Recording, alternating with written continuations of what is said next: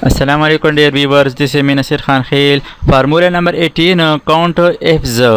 This function counts the number of cells specified by a given set of conditions or criteria. Suppose ये हमारे पास एक list मौजूद है और इस लिस्ट में डिफरेंट सेल्समैन नेम है, आइटम नेम है, कंपनी है और यहाँ पर हमने हेडिंग दोबारा कॉपी किया हुआ है और यहाँ पर हम किसी ख़ास आइटम को काउंट करना चाहते हैं by company, by item name, by salesman name.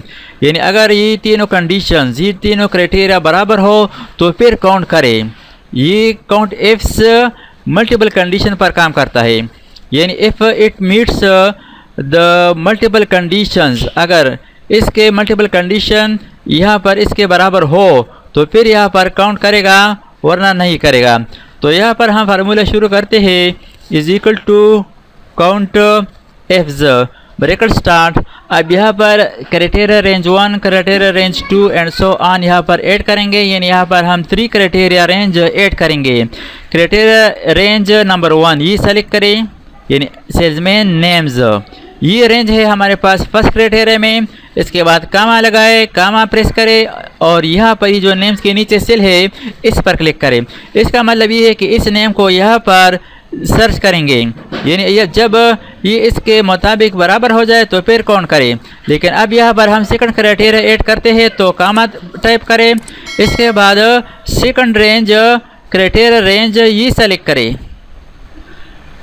और इसके बाद कामा प्रेस करें। यहाँ पर जो सेकंड क्राइटेरिया रेंज काउंट करना है वो इसके साथ करना है, यानी इसका मुवाजना मुताबिक इसके साथ करना है। अगर ये इसके बराबर हो जाए तो फिर नेक्स्ट हम एक और क्राइटेरिया ऐड करेंगे। इसके लिए कामा प्रेस करें। अब यहाँ पर हमारे पास थर्ड क्राइटेरिया है कंपनी। कंपनी नेम्स ये काउंट करेंगे, लेकिन जब ये इस क्राइटेरिया के बराबर हो जाए तो कामा प्रेस करें और यहाँ पर कंपनी नेम पर क्लिक करें। इसके बाद ब्रैकेट क्लोज करें। यानी if all the 3 conditions, multiple criteria are true तो फिर ये काउंट करेगा। इसके बाद एंटर प्रेस करें। फ़िलहाल यहाँ पर 0 है तो यहाँ पर हम एंट्री करते हैं। फॉर एग्ज़ाम्पल कंपनी से शुरू करते हैं, डेल कंपनी है, यानी आइटम को हम काउंट करते हैं बाय कंडीशंस, मल्टीपल कंडीशन। ये तो एक कंडीशन है। अब second condition for example item name keyboard लिखते हैं और थर्ड कंडीशन यहाँ पर फॉर एग्जांपल जुबैर नाम लिखता है। एंटर प्रेस किया।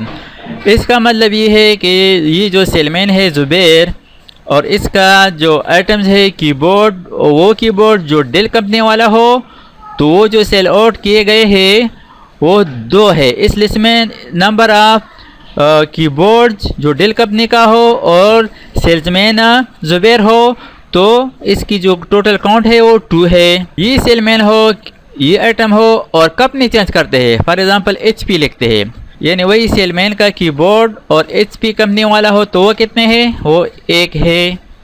यहाँ पर अब हम चेंज करते हैं salesman name, for example Ali type करते हैं। अली का जो HP वाला कीबोर्ड है वो इस लिस्ट में 2 है। किसी और कंपनी का लिखते हैं, डेल वाला देखते हैं, डेल कंपनी का इसका 1 है।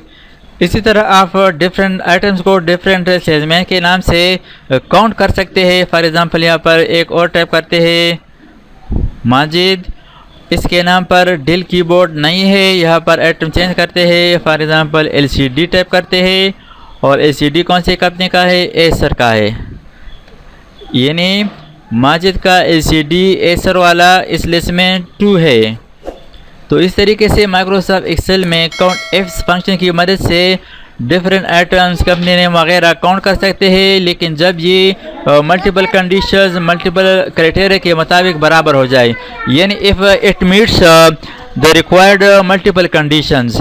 Thanks for watching. अल्लाह हाफिज़। दोस्तों, अगर आपने अभी तक हमारे चैनल को सब्सक्राइब ना किया हो तो सब्सक्राइब कीजिए और साथ ही बेल आइकन पर क्लिक करें और हर वीडियो की नोटिफिकेशन से बाखबर रहेंगे।